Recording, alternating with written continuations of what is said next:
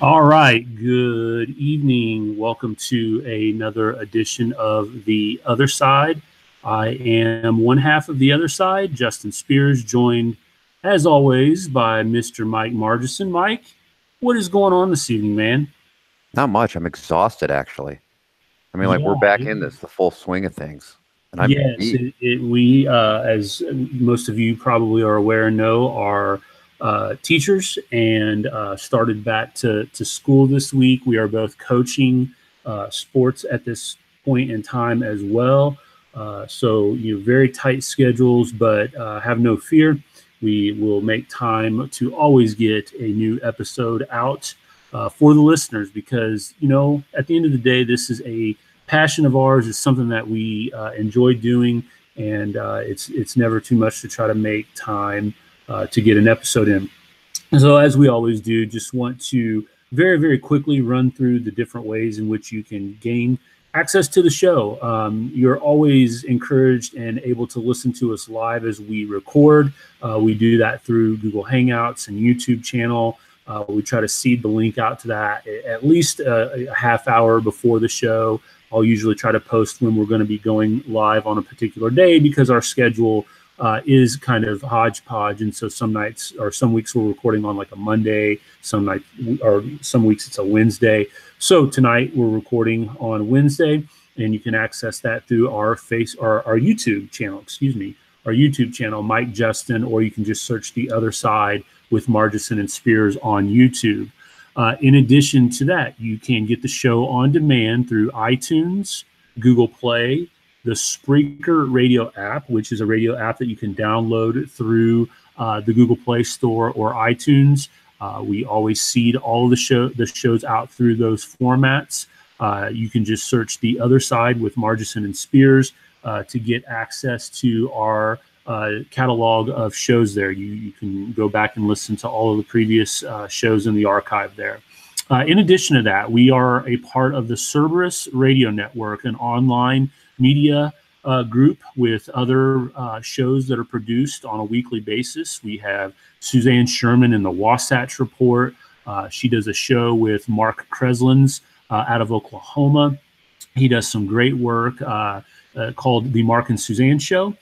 Suzanne also does an independent show called Case in Point, in which she is a former practicing lawyer, takes on Supreme Court cases and kind of breaks them down. I think her next show is due to come out soon, and she's going to be taking on the Heller case, which was DC versus Heller, the famous Second Amendment gun rights case. So she'll be doing that as well. Jeff Johnson has the Paradigm Shift. So there's tons of great programming that you can find along with the Shift Gold Report, Mike Meharry of the 10th Amendment Center. There's all kinds of great programming that you can get from the Cerberus Radio Network. They're on Facebook. You can just search Cerberus Radio Network. We also have a Radio Co, or radio.co station, and you can find us on that as well. And last but not least, we appreciate the support that we get here in our geographic region. We are in West Central Indiana, and our show is rebroadcast every Saturday morning on WCVL 1550 AM, 92.1 FM. And you can find that at WCVLAM.com as well. Saturday mornings at 8 a.m. Dave Peach and the gang over there, we really appreciate the support and the traction that they are trying to help us build. And that's the last but not least thing I want to say is we are, increasingly trying to grow the audience for this show. So we thank you for your support. If you listen to the show, one of the greatest things that you can do for us is to help share the show, comment, like, subscribe, all that stuff. That helps us grow. We're looking to continue to add to our audience of listeners, but we've been getting some really good feedback from listeners, whether it be through Facebook or through other forms of social media. We appreciate all the support that we get out there. So having said all of that, let's jump into why we're here this evening. So as you guys know, the premise of the show, The Other Side, we are taking on another side of whatever it might be, topic, issue, person, current event, historical event, whatever it might be. And we try to present to you a side that you're not going to get in the mainstream media or that you wouldn't have gotten in your traditional classroom education.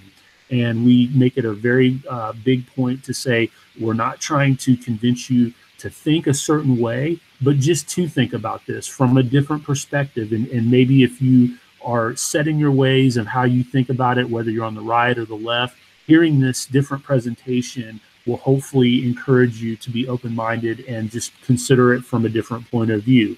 So tonight, what we're going to be talking about is the economy. And we've covered the economy not too long ago. We went through and did an episode on the current state of the economy. But, we're going to be talking specifically about what to make of the economic good news that we're hearing. I've been hearing most recently in the New York Times op-ed that this economic boom is just all smoke and mirrors. It's a short-lived sugar high. Basically, that the real legacy of the Trump tax cuts and the Trump deregulation efforts is going to be this spectacular economic crash that we're about to endure. And many on the left repeat this, right? You hear about the tax cuts and the unregulated economics will ultimately result in a catastrophe. So kind of thinking about what you see with all of this and hearing all of that, if you're just a average Joe, you go in, you punch the time clock 9 to 5, you maybe pay attention in the background to some of the economic news and everything going on. Mike, what are we to make of this? What are we to think about where we are currently in this economic environment? All right. Yeah. Well, you're right. The left-leaning media has been hitting this point pretty hard lately, and this is not a new point for them. This is one that they've been making not just for years, but honestly for decades and decades. And that is that an unregulated economy, a free market or laissez-faire economy, or tax cuts allowing people to keep more of their money, this is ultimately going to be catastrophic for an economy in the long run. And that narrative has popped up a couple of times. I read it in an article, it was a couple of months ago, and I wanted to do a show on it, but we didn't have time to get it in. I read it in The Nation. This girl had written about how Trump's deregulation and his tax cuts it's the same thing that we saw in the New York Times op-ed here today. This is what's going to ultimately bring down the economy. So yeah, we're experiencing this good news right now, and that's all over the place. We're seeing 3.9% unemployment and 4.1% GDP growth, but the narrative there is it's all fake. It's kind of a mirage, and this is just the buildup to the crash. And so what we want to ask is that true? Will a tax cut bring down an economy, or does deregulation bring down an economy? Because I think the average voter that isn't, super enthused by economic theory, if you hear that, well, that's kind of a nice, tidy little argument that you can put a bow around. It's very easy to understand, and there's no reason not to believe it if you hear it in a certain media outlet.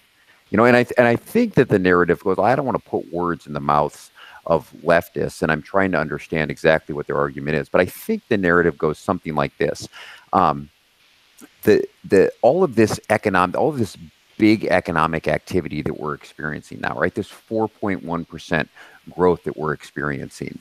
The fruits of this economic activity is not being spread equally throughout the economy. So it's just going to like the 1%ers, the people at the top.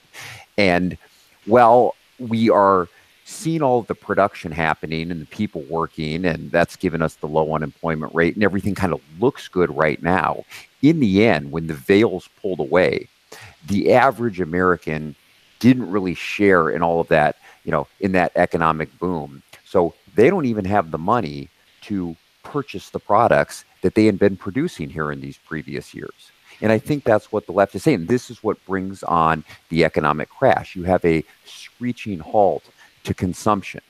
Right? And, this is interesting because if you pick up a typical U.S. history textbook, when you learn about the 1920s, the great stock market crash in 1929, and then the ensuing Great Depression, this is what we're told has happened, right? Throughout the 1920s, you had the Harding administration under Andrew Mellon. They cut taxes. They brought these wartime taxes way down. And then the 1920s, it's referred to often as the Roaring Twenties. And there was all sorts of economic activity, right? It was just running on all cylinders. And then in 1929, all of a sudden, the stock market crashes and the economy collapses. So what are we taught in the textbooks? Why did that happen? Well, they say that all of the money, all of that economic activity was unevenly pushed to the upper 1%. And the average American, the other 99%, they just didn't have the funds to go out and consume in the manner that would have kept the economy going. All of the money was being hoarded by the people at the top. And those people can't possibly spend enough to keep the economy going. Right. This is what they're saying. So it's like a super rich person, if they keep all of the money, they can still only buy one dinner a night. Right. I mean, it's not like they can buy 10 dinners. They can still only buy one car because, you can't simultaneously drive two cars. So, it's bad for the overall economy when that money gets hoarded there. And this is where your crash come from. Now, I suppose that is superficially plausible in the way that it sounds. This was repeated in 2008 when the economy crashed. What they told us was that you had the Bush tax cuts of 2001, 2003, and the main recipients of that economic benefit were just the rich, not the working class, but just the rich. And you had an unregulated economy. Bush just took his hands off, which that by itself is comical, but you have this unregulated economy. And so then throughout the 2000s, everything was fine. But then again, the veil is lifted off and the economy crashes. And so it's an oft repeated claim by the left, but it actually has no economic backing to it whatsoever. There is no legitimate economic substance to that argument. And one of the things that I can explain to you is, if that were true, look, we can just empirically look at the data. I'm not just going to tell you that this is untrue, right? Let's take the example of the Roaring 20s and then the stock market crash in 1929, followed by the Great Depression. If what we're told in the textbook is true, that all of the money went to the top and then the people just stopped spending because they didn't have enough money to continue spending, we would see this in the data. What you would see is that average individual consumption spending would be crashing the most, right? That would suffer the most severe decline.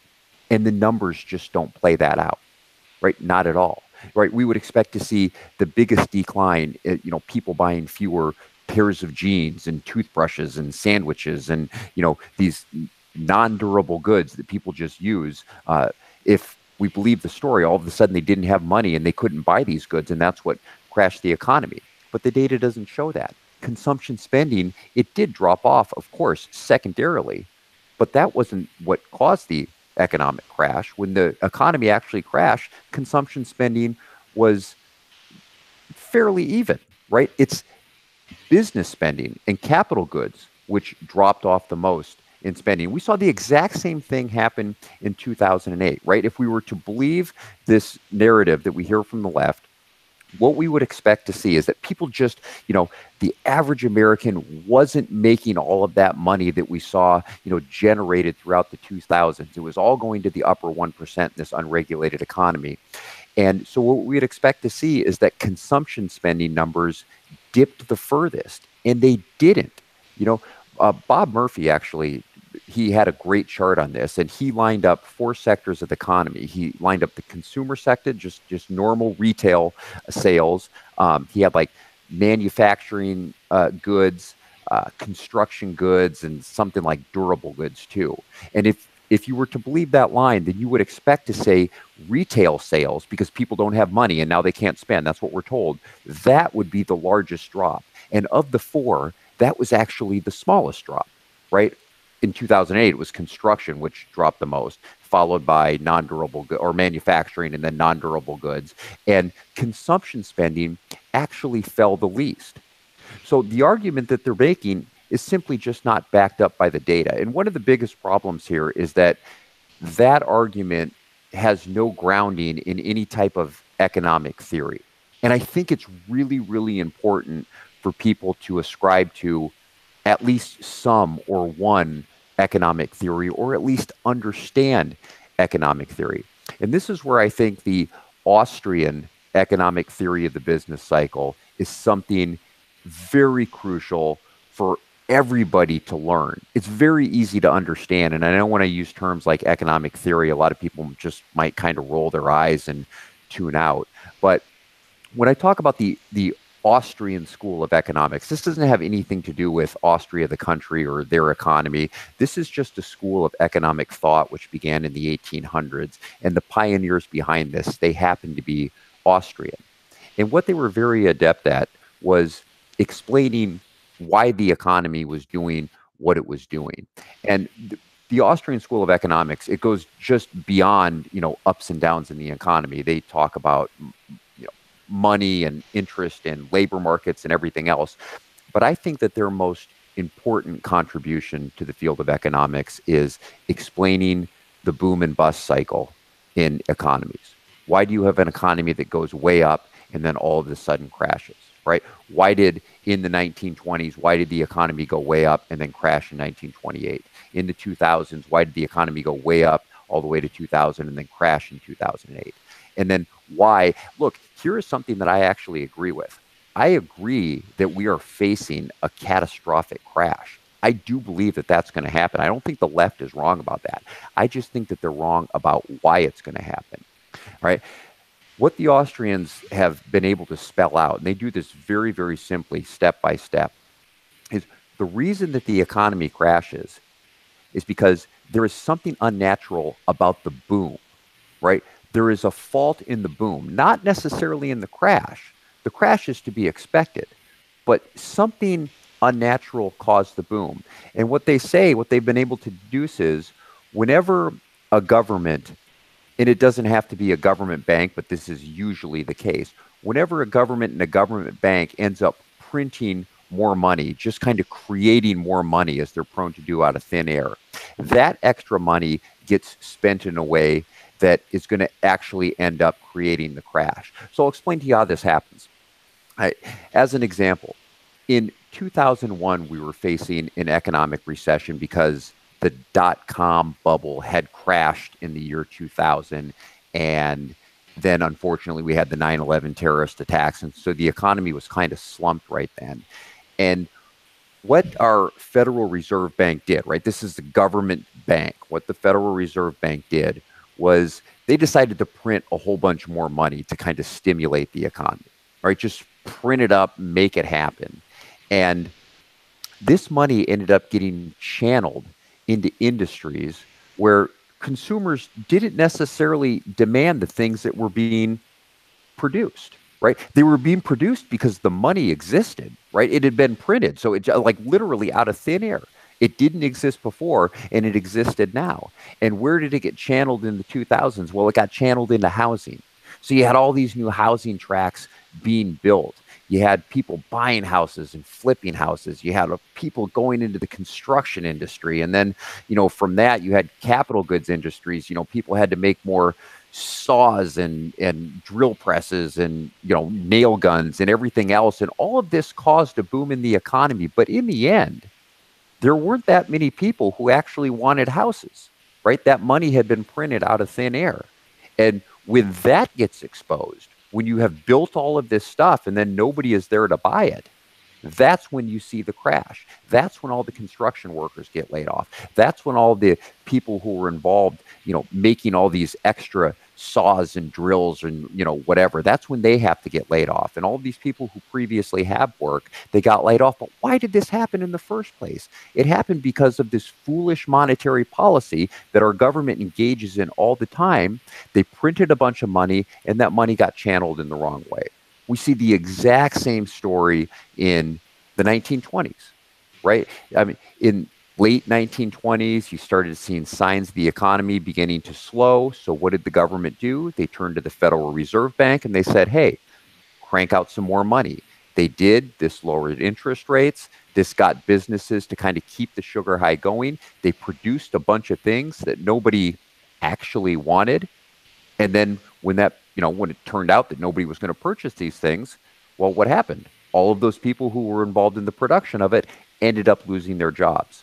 So that is where the real problem lies. This is a government-created problem, and these problems exist. It's happened over and over in American history.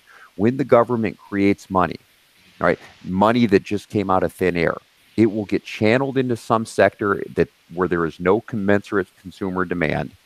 And when the consumers ultimately don't buy those products, the individuals in that industry are going to lose their jobs. When the economy crashed in 2008, under President Obama, the government engaged in a policy known as quantitative easing. What this is a fancy word for, we essentially just printed over $1 trillion in brand new money, right? And that's literally what it is. There's a process of them actually, buying bonds and stuff, but the end result is they printed $1 trillion, printed and borrowed, but printed $1 trillion in brand new money.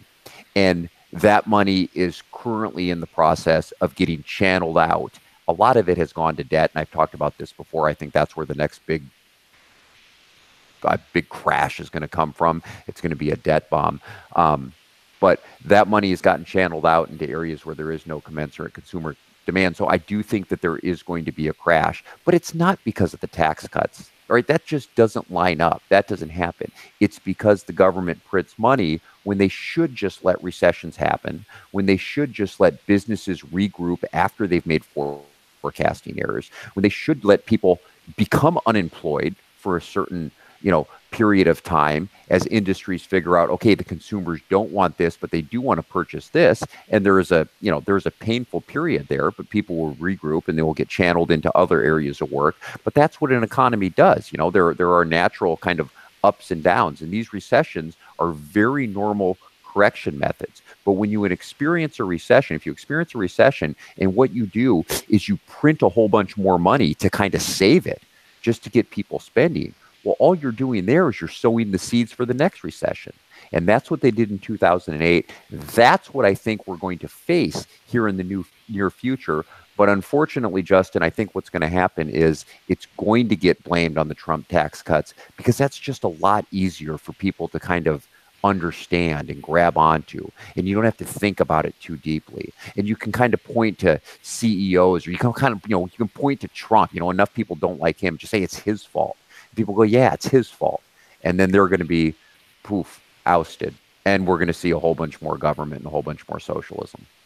Yeah. So here's my question then, Mike. Hearing that, I absolutely agree. And I think those are some very, very valid points.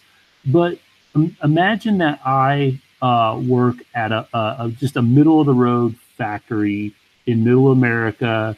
I go in, I punch the time clock. I contribute to my 401k. I don't really know exactly what that is or where that money goes, but I get a statement every now and then saying, here's where you're at for your retirement. Again, I don't watch the stock market all that closely, but yet I hear these things about the economy. I hear my managers talking about growing or contracting the business. What should I think about all this? What actions should I be taking? Should I just keep my head down and worry about what's going on, in my current job? Should I, kind of keep my ear to the nose to the grindstone? Should I be listening and looking for, other types of work if things start to show signs of slowing down? Just kind of walk me through a little bit as we wrap up here. What is the impact of reading this kind of news, hearing this kind of news on, just that kind of blue collar American?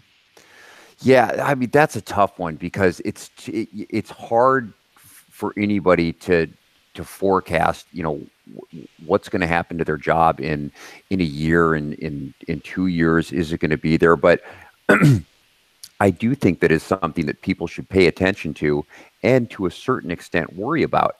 Look, I worry about it, Justin, and this is one of the reasons that I went and I got my real estate license. Why? It's not because I'm super enthused about real estate, but you need multiple options, and you may need multiple income streams.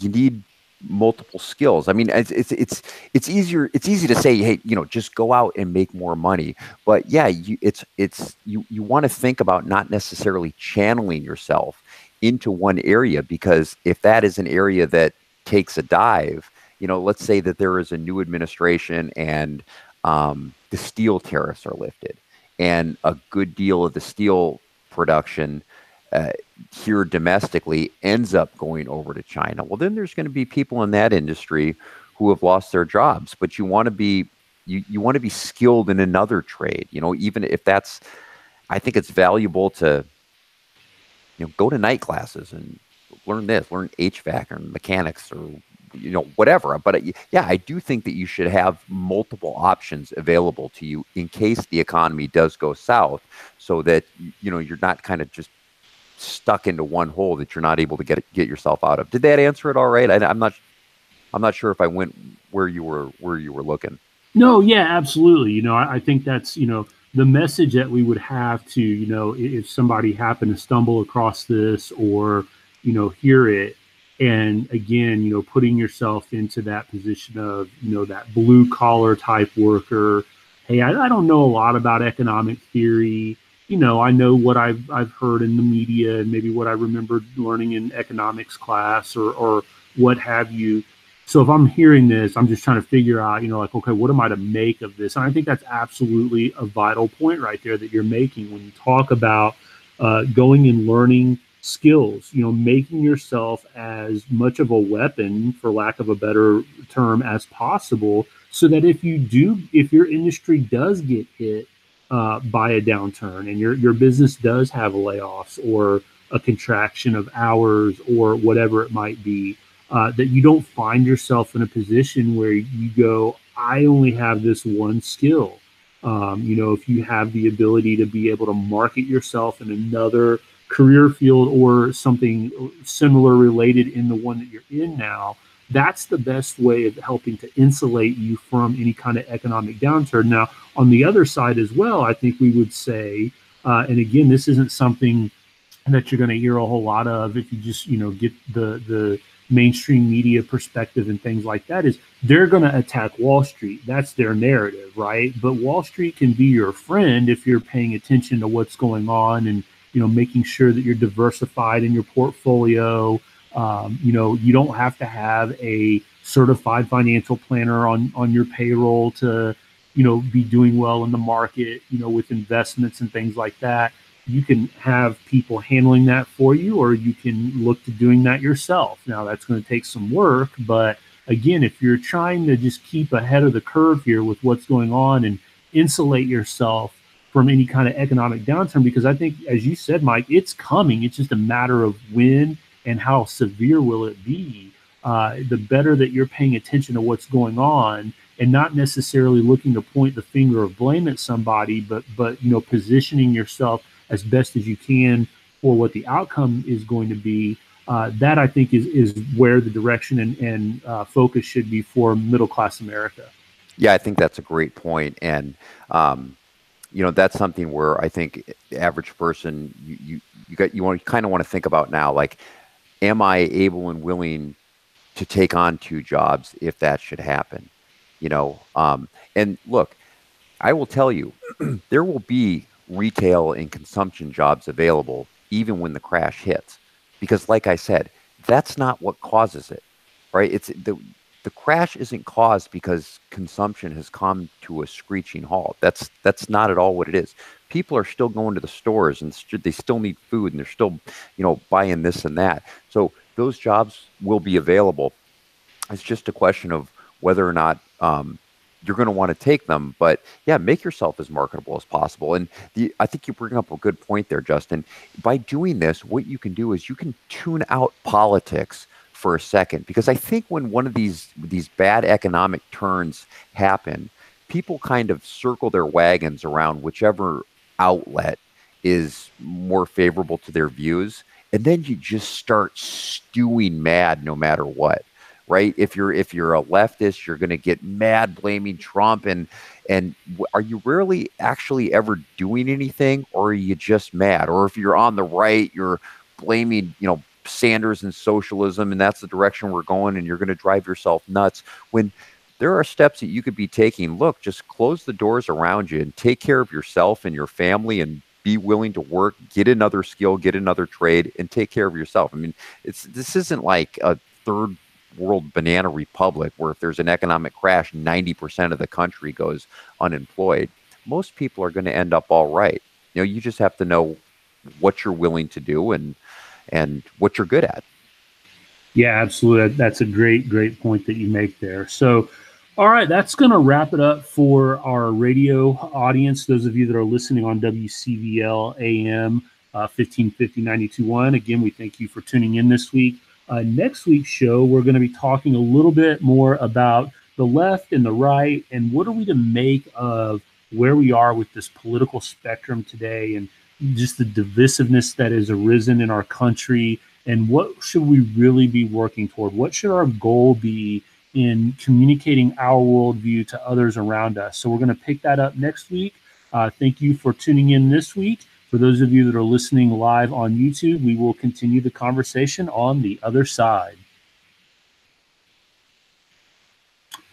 Okay, Mike, I want to pick up on something that we've alluded to here in how you accurately laid out, what is going on here, the picture that we have in front of us, and then as we were kind of transitioning there toward the end, what is it that we're to make out of all this? You and I have talked about recently, there's this rise of adherence to and kind of swooning over socialistic policies. I think, whenever you get situations like this where you have a conservative slash Republican, whatever you want to call this administration, House of Representatives controlled by the same party, Senate controlled by the same party, that there's this narrative out there that whatever happens here with this, it's on them, and so they're like you were accurately saying there at the end. You start to stew about it, you start to get angry about it, and so I think then there's leeching on to the ideology that's opposite of that, right? And so we've seen kind of this scary rise of adherence, especially by millennials, but the population at large as well, to these socialistic tendencies and ideas. You see it through Feel the Burn and Bernie Sanders, and now the Ocasio-Cortez lady out of New York, and just you could go on and on and on. Obviously, the mainstream media plays a large role in that.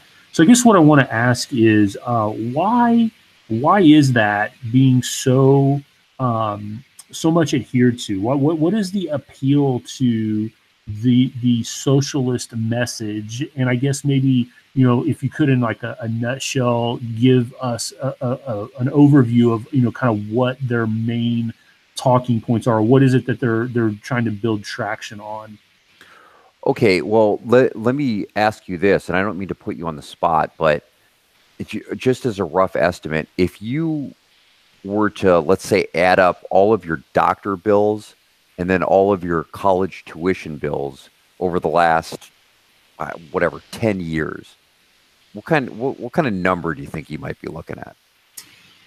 I would probably be somewhere close to 6 digits. I would probably be around there. Okay. So then let me ask you this. Would you like $100,000 to pay for that stuff? No, absolutely. Sign me up. So that's it. That's it. That's their message. It's over. Like that's the end of it. And that's the depth of it. It's literally as shallow as that. And I think that's all that people hear. So when they're offering things like free medical care, look, medical care is expensive. I mean, my younger son just turned 4 years old, and I think we just finished paying off like from his time at birth. Like that was an extraordinarily expensive bill, and he also had other issues. He had to go, to Riley a couple of times when he was young, and those were really expensive. My wife had to get a tonsillectomy last year also, and she had to take that out. But yeah, it's the same thing. I mean, we have these medical bills piling up, and then we have student loans that we have to pay off. And if somebody just says, hey, we think that somebody else should pay for that, I think that's enough for most people. You just hear that's the appeal.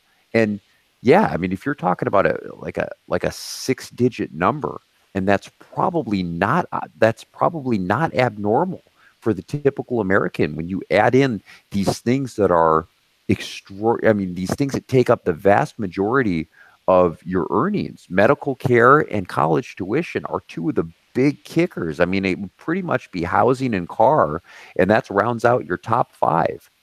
And if socialists come in and say, hey, We'll pay for that. We'll pick up the bill. For enough people, they go, I've heard enough. I'm sold. Done. The problem is you never ask the next question, which is, where are you going to get the money? And that's the one that requires a little bit of thought. And it's funny you mentioned Ocasio-Cortez. I think you've probably seen some of the YouTube clips or some of the videos where she's asked this very just simple, direct, and straightforward question of where's the money going to come from? She just has an awful time trying to answer it. I mean, she'll say things like, well, we're going to raise the corporate tax back up to 28%. Well, this bill, this free Medicare for all bill, have you seen the final tab, the estimates on a final tab for that came out last week? I have not. $32 trillion over 10 years. All right, we're talking over $3 trillion a year.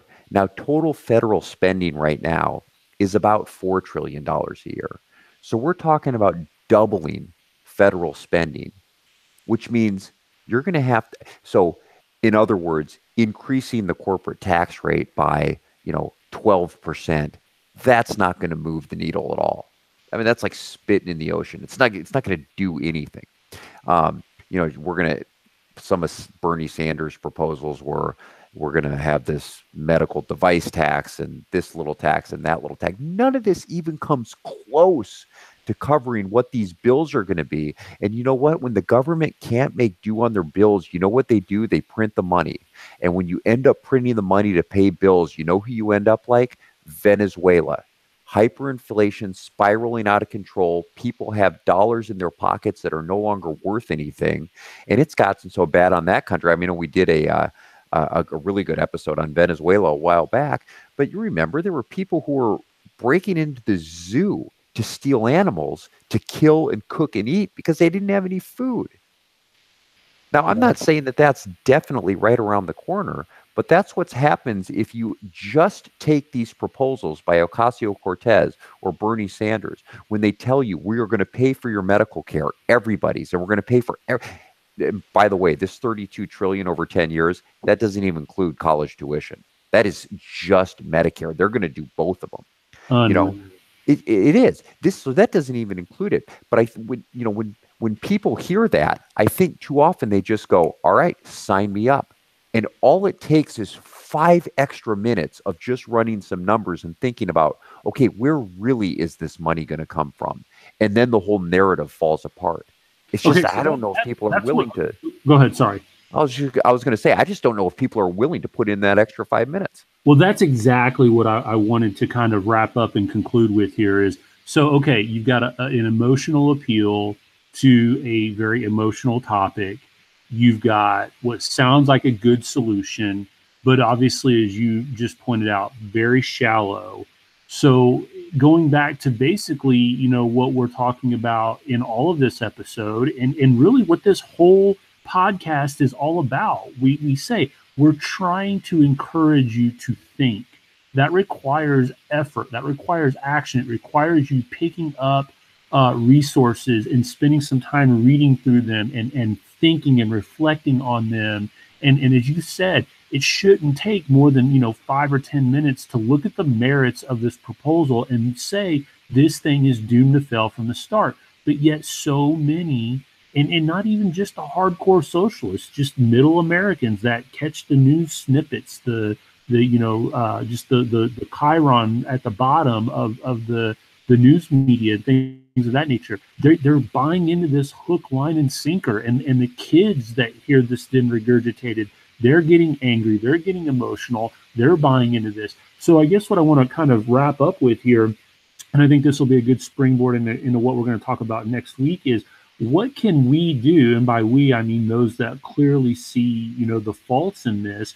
What is our best strategy? What is our best avenue for pushing back against this? I mean, clearly to sit somebody down and say, hey, let me tell you about Austrian economics, their eyes are going to glaze over in about 30 seconds. But what can we do to communicate the merits of that in a way that would appeal to this millennial / younger audience and maybe try to stem the tide of this rise of socialism? Well, I think what you could do is you could just explain to them logically what's going to happen if, okay, so let's say that they we do put through this Medicare for all, and it does add $3.2 trillion a year on average to our federal bill, which means, excuse me, you're going to have to double everybody's taxes. Okay, so what is going to happen after that? Right? You explain to somebody you have a particular income, and whatever it is that you pay in taxes, the government has doubled that amount, which now means you have that much less in order to spend on anything else that you typically spend on. Right? You can buy less house, you can buy less car, you can buy fewer clothes, you can buy less food, you can buy fewer this, fewer that. And if you just ask them, you don't have to be a conservative to answer this. You can be a socialist and say, if across the country people are buying less houses, less car, less food, less recreation, less travel, and less medicine, what is that going to mean? Um, well, they're going to need fewer people in those industries to produce the goods. I mean, that's obvious, all right? If there's less in demand, okay. So if there are fewer people needed in those industries, then what happens? Well, they lose their jobs. Yeah. And what's what's unbelievably ironic about this Ocasio-Cortez is on her platform, also if you look on her website, is a jobs for all program. So she literally has these contradicting um, kind of economic forces aligned with each other, where she is going to put in policies that are literally going to cause people in the retail and service industries to lose their jobs, but then on top of it say, well, we're going to have a jobs for all program.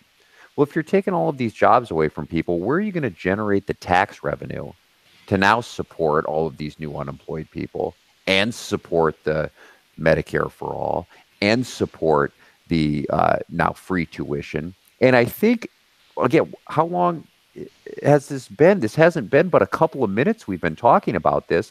I think if you can point that out to somebody, anybody can logically look at that and say, yeah, we're going to have to kind of think of something else. We're going to have to look another way. So it's just we got to get more platforms. We got to keep the message simple, but it's just a 5-minute explanation of here is step 1, 2, and 3 of why this isn't going to work, and keep it non-political and keep it non-abrasive and non-aggressive, but just explain.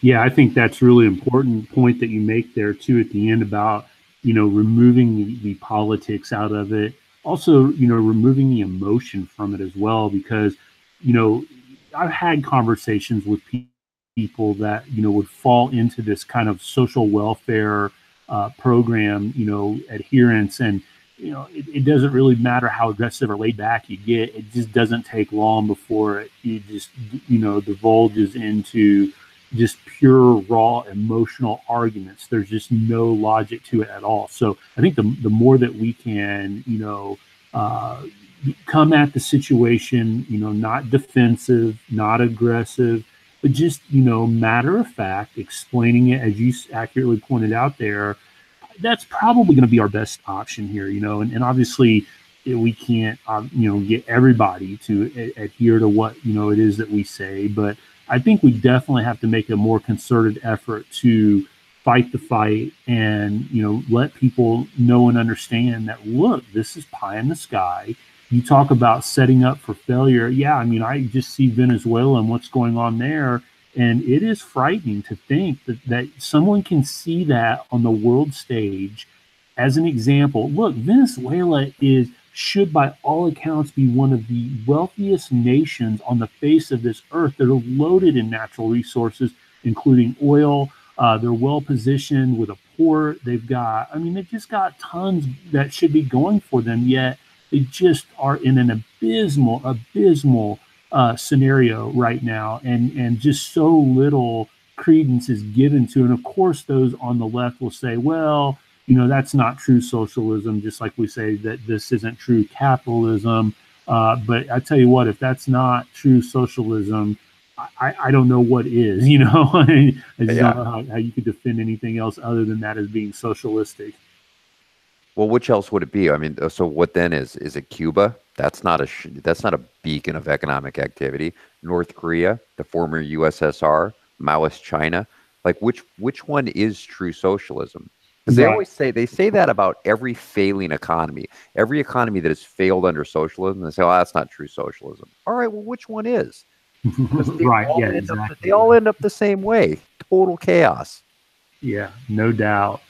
All right. Well, I think that's going to wrap it up for this episode of The Other Side. Mike, you have anything that you'd like to add here before we conclude? No, I think we've hit it all. Yeah, that was a great episode. It was really well done. I like the explanation there. I think that hopefully we'll, again, I'm just trying to wrap my mind around this, put myself in the position of the middle class guy, just we're out there punching the time clock and what do I make out of all this? I thought you did a really nice job of breaking that down and making it easy to understand. So I appreciate that. And I hope the listeners do as well.